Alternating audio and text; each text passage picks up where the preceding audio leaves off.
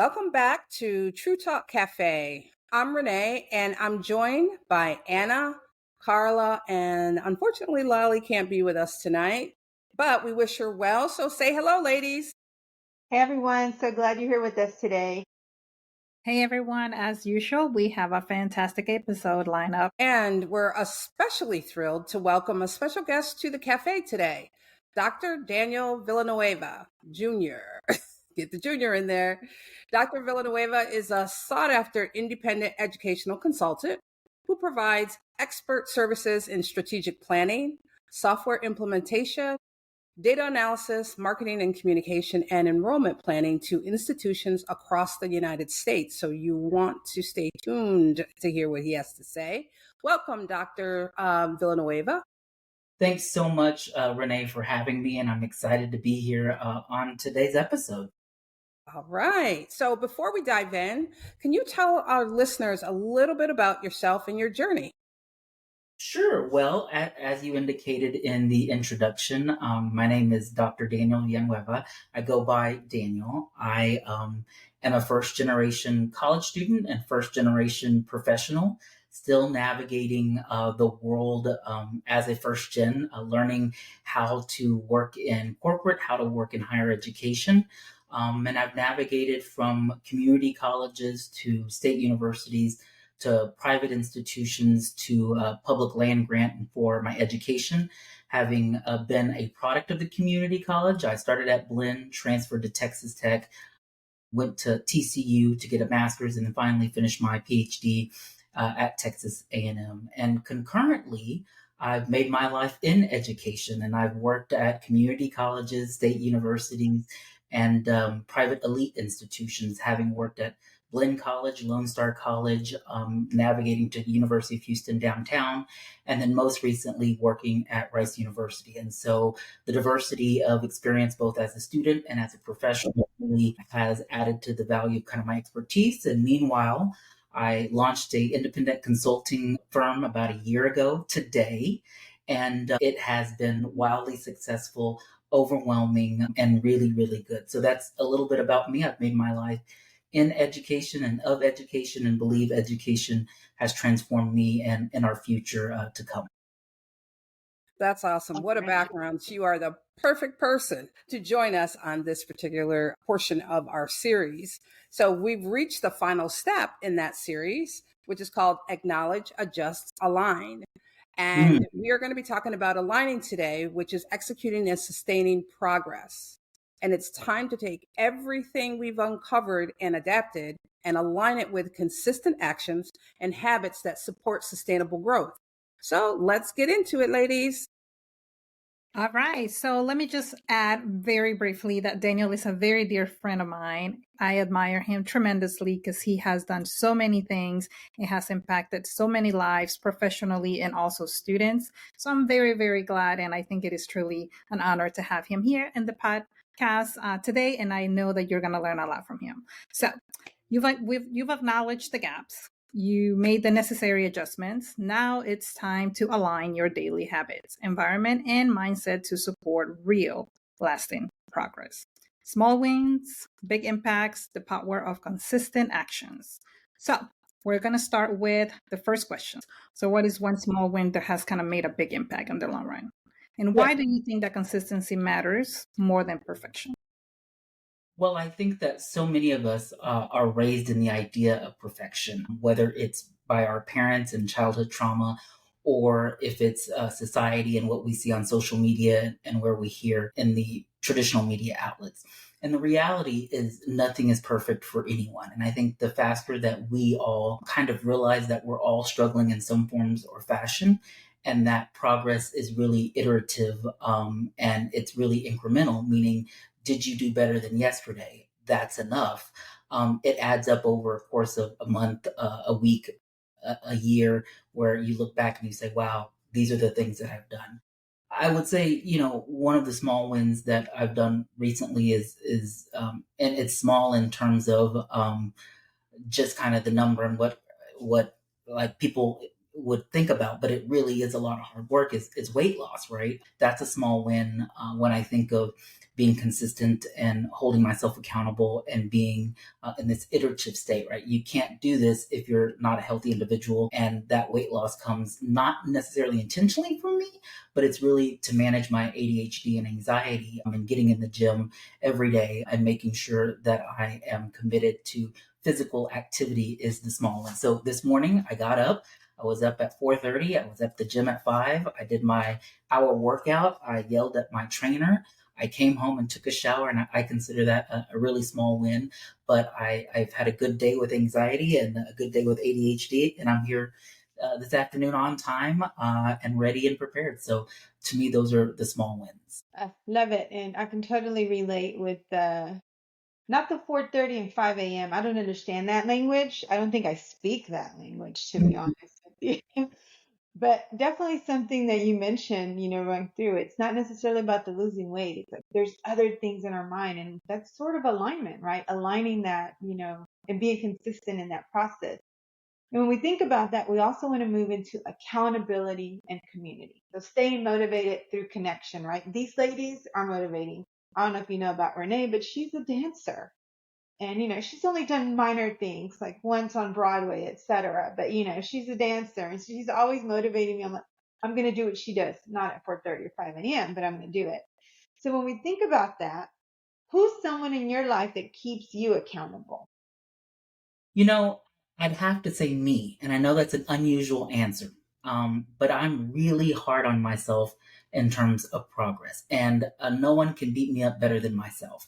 And so I hold myself accountable, and sometimes to a fault of expecting perfection. And I have to remind myself that progress and my progress oftentimes is 10 times better than the person sitting next to me. So it's okay to have progress and not perfection.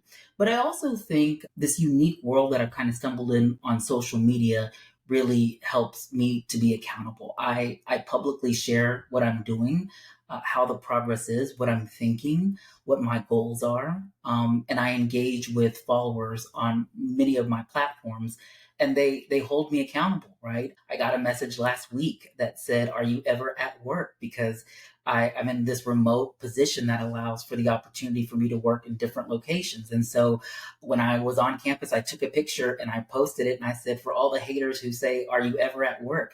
Here's a picture of me at work, right? So those are the accountable partners, are these people that follow me on social media that sometimes I know intimately and sometimes I don't know. And I find that the authenticity of who I am, whether it's the goals that I'm trying to achieve, whether it's my thoughts, feelings, emotions, really resonate with online audiences, and they keep tabs on me. And those are the people who support me. But there's a lot of haters out there that also keep tabs. There's a lot of people that view my story every day and never like it. They view my story, they like these things, they say these things, they send screenshots. I know, and can't hit the like button once. You gotta just hit the like button. If you're gonna sit there and view and hate, hit the like thumb, but they don't, right? And so I think that's accountable too, is to know that the people that are out there viewing me for whatever reasons, because oftentimes in leadership in the positions I've had, I've been a polarizing figure. And so there are people who don't like me. And if you were to ask them their experience with Daniel, they might have a constructed reality that's negative. And if they do, they were lazy, right? I'm telling you right now. If they don't and they really enjoyed our reactions and our engagement, then they worked, right? And so, but all of those are real. And so, as motivating as the audiences that I engage with that do support me, I think finding people who are counting on you to fail also can be a deep motivating factor for me, because I've always been the underdog. I was the remedial student coming into community college in the lowest level math, the lowest level reading, the lowest level writing. I had to overcome dyslexia, ADHD. And so my whole mantra has been fight to the top, and kind of a scrappy Mexican that's gonna get it done. And I take that very seriously. And for those that aren't on my side, just watch out, stand by. So you saw this. We're going to pause, I'm sure, not pause from the conversation, but before I move on to my next question, because I know all of us have comments to say on that. It's funny, you mentioned the whole hater thing. you can ask these ladies. Just a few months ago, when I was trying to build our own community, I said, guys, and make sure your haters see it because they're going to be the first ones watching, and them clicks still help us, you know. So I love that. Another one is when you shared about your greatest accountability comes from yourself. I think a lot of us on here today, we're guilty of that, and it's mostly been based on our environment. And I'm one of those. And it's very few people that I'll even trust to try to gain feedback from. But I do want to share with our listeners, it is important to still build our community. You've heard it. There might be one. We joke around. There's a bunch of us that raised our kids. There was 8 moms, and very rarely do us 8 still come together. And we always do a picture like this. Like I have one finger. It's the one person that continues to come. But Renee, Carla, did you want to add on that before we go to the next question? I also think it's important that in terms of community and holding accountability, that you find the people who are more successful than you, or people who are mentors and not friends. And I think that that is a very big difference, right? I learned early on that there were people in my life that are mentors. These are people who have given me constructive feedback throughout my professional journey that were sometimes rude and offensive and hurtful and deeply reflective, and they could do that because we didn't have a personal relationship. It was strictly professional, and they really didn't care about my success. And I found that those people gave me more in-depth feedback about growth and development than people who were my friends, who would let the relationship kind of intertwine between what they were going to tell me and what they weren't going to tell me. So I have a board of mentors that I reach out to, that I nurture, that I reach out and ask, hey, this, here's that. And they have no qualms in telling me you're crazy. And that board, a year ago when I said, hey, I quit my job today, I walked out of the executive position of vice president today, said we would have never done this. And I said, well, that's why I didn't call you, right? But they helped steer me in this new direction of consulting, and were the first ones to really provide opportunities moving forward, because they'd seen the good work that I've done. So oftentimes the people who you don't know personally very well are the ones who are your biggest champions in providing growth and development and accountability. Absolutely. I really like that. For me, I go kind of the opposite way. I have a board as well, but it's very few people, right? Like I can ask these ladies anything and I know that they'll give it to me straight, but I have probably 2 or 3 that I contact. And as one of the people that I contact, his birthday is today, as a matter of fact. But they'll give it to me straight, right? They'll give it to me straight. And, we have a very close relationship. It's 2 of my ex-bosses. Yeah. And I check in with them. And we were very close when I worked with them. I worked with one for, I think, like 5 years, another for 15 years. But I always check in with them. I give them an update on what's going on, because we check in with other families too. But I can always go to them for anything. So I think that's great. But I like the fact that when you have that space for mentors, so that you don't get in your feelings, so that you can actually hear what they're saying, so you don't get a little hurt. Right? Yeah. How about you, Carla? I think for me, I take a little different approach. I'm always big on what are some of the things that I need to learn that I know is not a strong skill set for me, or maybe if I find myself dealing with a person that has a personality that's very different than mine, then I will find a mentor that is different than my personality, so I can kind of gain from their experience and how they will approach things, because what I've noticed is they will be able to see situations from a different perspective that I maybe would have never seen it. And Daniel has been one of them. We've chatted for hours, and I'm like, oh, I would have never thought about that way, and I would have never thought about approaching that situation in such a way, because that's not the way I'm wired, so to speak. So I'm not brutally honest. Typically, I'm very calm, more thoughtful of what I say. So I love that Daniel is so brutally honest in many ways. I'm like, how would you approach this? Because I want to be brutally honest sometimes. So I think for me is more, how can I find people that can provide guidance on the areas that I'm not strong in? I love it. No, it all resonates with us and Daniel. And if you go back and listen to some of the episodes, like I think you quoted us, just FYI. So there is a lot of similarities there, right? And talking about board of directors or your board of mentors, when you think back on your personal goals, how do you foster community while working on? Well, I think that you have to understand that it's our responsibility to give back, right? And in that community, we do it in different ways. I give back through teaching. So the entire time that I've been an administrator, I've always taught classes. And I find that my experience in giving back is to educate students through the form that I was never educated in. And I have picked my discipline intentionally, which is Mexican American humanities, and always teach that course every semester to introduce young Latinos that are coming into higher education college about the history of our community and the additive value we've had to society. And oftentimes they leave my class enraged, they're upset, and they're hurt about the history they haven't learned through the education system. And I find that sense of community really rewarding for me because they go back and think critically about our culture, our people, and who we are. But I also think professionally, I'm willing to help anyone on anything. And I say that publicly to everyone. But I always give the caveat, don't ask me if you don't really want to know the truth. Don't send me your resume and ask for work if you don't want to meet with me, because I'm going to mark it up and I'm going to tear it up and I'm going to get you prepared.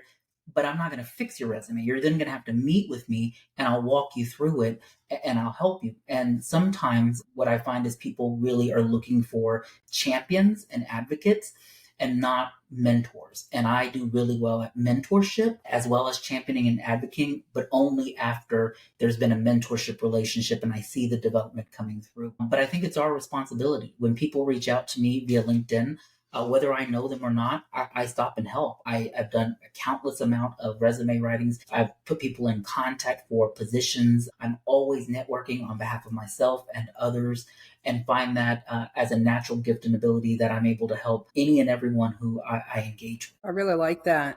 We all kind of have to have that mentor and advocate that are going to give it to us straight. And you're doing some coaching there too. Mm-hmm. Right? You're giving them feedback and then they have to go and do the work themselves and then come back to you. You're just not going to give them the answer. So we've looked at the accountability and community piece of it. Now let's transition to sustaining momentum, right? How do you manage avoiding burnout and as well as building good habits or getting rid of bad habits? So my question is, how do you know when you're approaching burnout? Well, I think you started with an interesting perspective in terms of momentum. And momentum can really drive your career. And I think you've got to recognize when you have the momentum and also understand that professionally, you're going to have mountains and valleys. And so there will be times that you're not in favor at work. There will be times that you're not the favorite in the group. You're not getting the promotions. You can't get the callbacks for tryouts of dance performances and or resumes or interviews. But to know that when you've got the momentum, you have to leverage it and leverage through, because half of being successful is leveraging the momentum that you have and knowing when to keep going and when to rest. Now, burnout for me is personal, right? When I'm not having fun, that's burnout for me. And it's interesting because I was telling my mom about a year and a half ago with my previous job, and she would say, how's work going? And I'd say, I'm not having fun. And my mom has worked retail for 30 years, right? And under buffoons that's in retail management, from bad management to excellent management. And she's never called a day out, never been late, any of these things. And she said to me, well, whoever told you work was going to be fun? And I thought about it long and hard, right? And I said, well, Mom, this is why I went and got educated, so that the work that I would choose to do would make me happy and fun. And so for me, I've strategically put myself in a position where I am educated. I do have skill sets that are diverse in multiple industries. And so I have options to decide if this is going to be fun for me. And burnout for me looks like I don't care. I have a lot of passion for work. I love work. I love hard work. What we call in our culture, a trabajador. I will work till bones come off, right? I work. But when I find that this isn't in line with management, when I find that I'm not having fun anymore, I recognize that this is burnout. And I'm of a different generation and in a different culture where I do believe in life work balance, not work life balance. I believe in life work balance where I prioritize myself and my family over work to include vacation. So, how do I deal with burnout? I go on vacation. And I go on vacation everywhere all day, all the time. I'm always looking for my next flight. And for me, that helps me maintain my balance, right? I see my work as a reward of engagement and vacation and destination. And I'm in a pretty good situation and privileged enough to be able to do that. And know that everybody can't. But what I know is that for me, that rejuvenates me. And when I take the time off to go on vacation, I initially used to be this workaholic that would work through the vacation. You can email, you can call me, you can. And now I've learned that my burnout is managed through disconnection. I will be out this week and I'm not taking anything. And I remove email from my phone. I block people from work and oh, I'm sorry, I didn't get it. I apologize, right? Because the reality of it is that I have to protect myself and my emotions. And then concluding with emotions, I think for so many of us, what I have found to be the most successful to prevent burnout is really this fine-tuned disconnection of emotions from work. And it has taken me years to come to this conclusion that the reality of work is an exchange of time and energy for money. And most of us are so passionate about the work that we do that we're so emotionally invested in our office, in our hierarchy structure, in what old girl said, and what our boss meant, and the raise we didn't get, that we leave work so emotionally bothered that it comes home, and it's not fair to your spouse, it's not fair to your family, and it's not fair to you to carry that weight. And so it's taken a lot of personal work for me to say, okay, I am disconnected from work. This is an exchange of time and skill for money while still being a high producer, while still being engaged at a level that you can come in every day and do that work. Because oftentimes those two things don't go together, right? If you're disengaged emotionally, you're sitting in the corner, you're mad, you're upset. But when you figure out how to disengage emotionally and detach that, and there's an African proverb that I often live by, right? Emotions are great servants, but poor masters. And so you feel it, you think about it. I'm upset about this decision, but that's work. Let's move on. Here's the next thing. This is not my office. That's not my desk. That's not my title. You're not my staff. You're not right. I am here to do work. We're here together for the time being. This is for now. We're going to do great work. This is what they decided. Here's where we go next. And here's how we do that. And when you can get to that level of emotional disconnection in the work, but yet still highly produced, you're really, really effective and find that that burnout comes few and far between rather than every single day at the end of the day when you're leaving. That's so Love it. great. I mean, I love when you said about life work balance, right? Because a lot of times we say work life, it's Yeah. life work balance, and you do that by disconnection. But what actually keeps you energized and focused besides disconnect? Social media, right? For me, the ability to get on and share my thoughts, the ability to engage with others and see what others are doing, but also my vice is TikTok, right? I will spend 6 hours a day on TikTok. Don't tell anybody. And I'm into everything from how rice is made in Guatemala to horse hoofs being shaved in countries to black women showering and how they shower to Mexican women and the laundry detergent they're using. I mean, it's fascinating to me. So in terms of like checking out, I go to lunch by myself and I watch an hour of TikTok and I laugh and I engage in this world of imagination that's so disconnected from my reality. People in Alabama, people in Mississippi, people I don't know, and having this inquisitive mind about what's possible on social media. Yeah, curiosity is a great thing, isn't it? It'll lead you down these different paths. So, Anna, Carla, do you want to add to the conversation? No, I love, everything that he shared. I think we all align here and there, like bits and pieces. It's, you recognize the burnout, you recognize what makes you happy, do it. And I think too, one of the things that stuck with me, and ever since I met Daniel, I know this to be true. He means what he says, and he says what he means in many ways.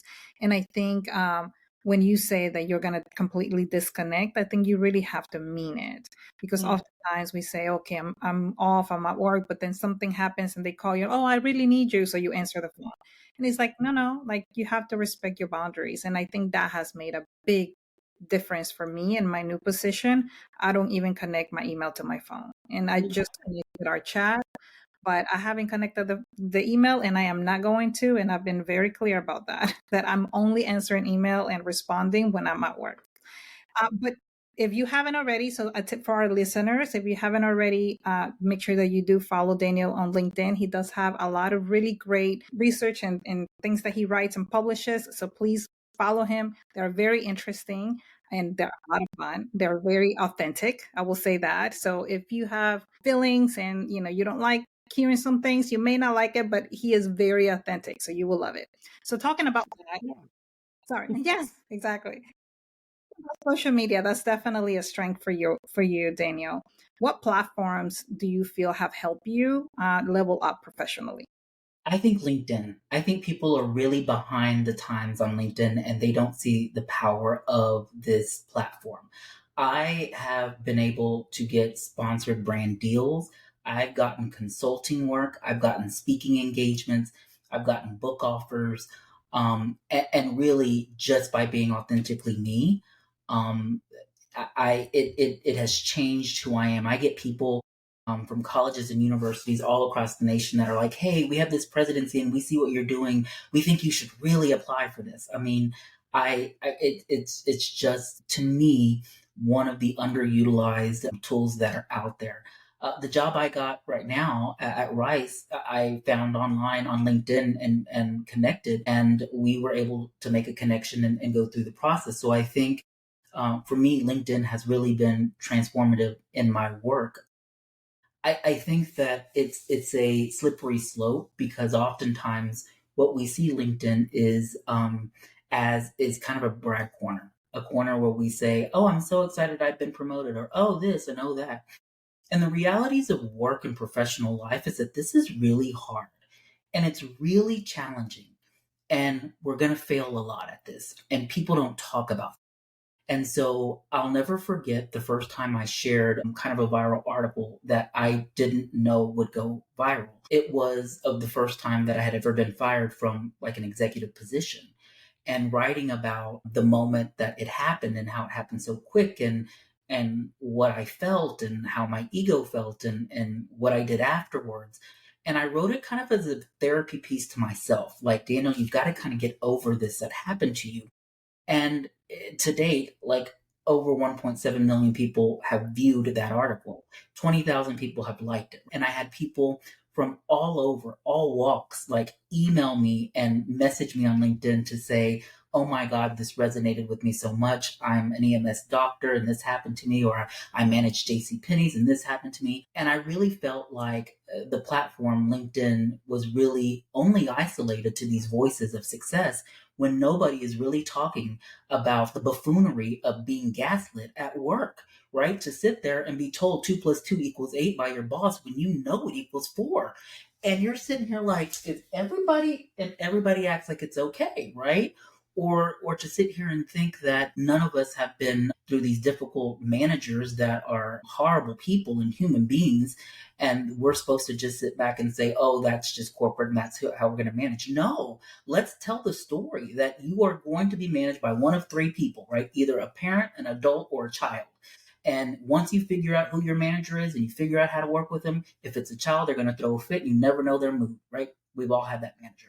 If it's a parent, they're going to tell you when to go to lunch. They're more worried about your time and attendance than the production of what you have. And very rarely do you get to work for the adult, somebody who's on your level, who's a colleague, who trusts you, who's productive environment. And people in our work industries go home every day and no one is talking about the stress of work and the challenges of work. We get on LinkedIn and everyone's happy to announce their successes, which I do as well. but I also openly talk about the buffoons that I've worked for, the challenging situations that I've navigated, the insanity of work. And I think it's really resonating with people because we all know those people. And when I consult, I'll say, we've all worked for that horrible boss and the room gets awkward. And people are turning and I say, well, and there's probably some in this room and it gets even more awkward. But we all have been there. And it's kind of like this unwritten rule that you don't talk about the bad things at work. And I just refuse. I talk about the good, the bad, the ugly, and the precious. So I think it's helped me be authentic and resonate with an audience that is everyday people who find these challenging situations and even the successes really relatable. Thank you for that. That's really great. I love it. And definitely leverage LinkedIn, guys. I always stress that out. So Renee and I do career transition coaching in addition to our other hats that we wear. And that's one of the tools. When I got laid off of work, my first 3 contracts came from LinkedIn connections. And to your point earlier, none of them from Houston. They were my extended network that were not my closest friends. So thank you for that additional note there. But also not just doing the work, but sharing the work, right? So over the last year, when I went to consult, I took pictures, I documented, I shared the stories of what I was doing, not only to benefit myself and to show the haters, hey, I'm still going, but also for potential customers that are out there to see, oh, he does this. Oh, he can do that too. Oh, he can write. And so thinking through this as multiple lens of both a personal reflection of like, yes, I'm still going and I'm doing this, as a lens to reflect back to the haters who are there watching and hoping and praying for your failing, but also to acknowledge the good work that you do. If you aren't telling your story on LinkedIn, other people are creating narratives about your work, and sometimes those narratives are that you work really hard, but they don't know what you do. And no one can say that about me. They know I work really hard and they know what I do. And so, Daniel, could continue talking with you, and actually, personally, I would like to invite you back. I'm sure we've got more things to talk about, but we are getting towards the end of the show. So, what I would like to ask is, what piece of advice would you have for our listeners on owning their evolution? Yeah. I think having audacity and imagination. And these are things I learned in a non traditional way. So, as a first generation Hispanic student, poor, going to college, I transferred to Texas Tech. And I didn't know at the time that Texas Tech was so white in terms of student population. So, there's little old Daniel, Mexican boy from Central Texas, all the way up in Lubbock, Texas, right? And I end up in the marching band, Texas Tech Going Band. It's 480 people, and there are 2 to 3 Hispanics in the band, my wife being one of them at the time, my girlfriend, right? And we're both music education majors at the time, and I could talk to you, Renee, about my fascination with musical theater. I just went to go see Gypsy and Sunset Boulevard this past weekend, which was absolutely fascinating. Anyway, I ended up with my roommate, which was a young white male from Houston, Texas, that was raised privileged, a lacrosse player. And it was the first time that I'd ever interacted with someone who had audacity and privilege to the point that I learned so much. And I ended up pledging a fraternity and ended up becoming the president of a fraternity that had all white men. And so living and engaging in an environment that was very unfamiliar to me and learning from them every single day really gave me a breath of fresh air that I think gave me an air that's non traditional to my culture, which is audacity, privilege, and imagination. And I'll give you an example of just the daily routine that I would go through that then told me, why don't I have this? And in my culture, we're taught to be respectful. We're taught to allow others to go with them. We're taught that it's a group. We're taught these things of like familiar and familia as first, right? And living with these gentlemen, I just saw the audacity that they had in terms of the privilege that they were owed by society that is a right. And I thought, well, I should have that too. And I'll never forget, we were performing or getting ready for our end of the year social. And I had planned the social event and we were at the hotel And we got there and the florist wasn't there at 3 o'clock and none of the tables were set up like they were supposed to be. And so my friend who was there with me, John, looks and I'm thinking, oh my God, I got to call the lady that I've been working with at the hotel to figure out like what's happening. And he just walks across this big banquet room and there's these two huge doors and he like swings the doors open. And as he swung the doors open, there's all these like Latinos sitting on the floor eating their lunch, right? And I can see him from afar away, like guiding them and giving them direction and moving his arms, but I can't really understand what he's saying. And he doesn't speak Spanish. So I'm thinking, what is going on? Right. And I watch him go over. And then within seconds, these people pop up. And he's in the middle of the banquet room telling them like how to set up the tables. And they're moving these tables and they're setting them up. And within 15 minutes, everything's done.